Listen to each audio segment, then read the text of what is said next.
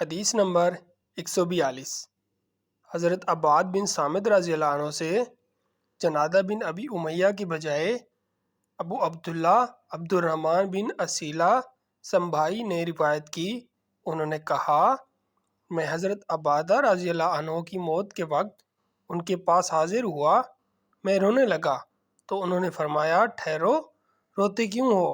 اللہ کی قسم، اگر مجھ سے گواہی مانگی گئی تو میں ضرور تمہارے حق میں گواہی دوں گا، اور اگر مجھے سفارش کا موقع دیا گیا تو میں ضرور تمہاری سفارش کروں گا، اور اگر میرے بس میں ہوا تو میں ضرور تمہیں نفع پہنچاؤں گا۔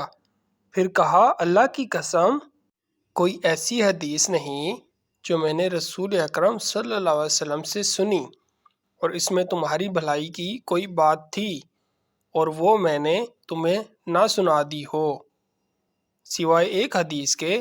آج جب میری جان قبض کی جانے لگی ہے تو وہ حدیث بھی تمہیں سنائے دیتا ہوں۔ میں نے رسول اللہ صلی اللہ علیہ وسلم کو فرماتے ہوئے سنا، جس شخص نے اس حقیقت کی گواہی دی کہ اللہ کے سوا کوئی معبود نہیں اور محمد صلی اللہ علیہ وسلم اللہ کے رسول ہیں، اللہ تعالیٰ نے اس پر جہنم کی آگ حرام کر دی۔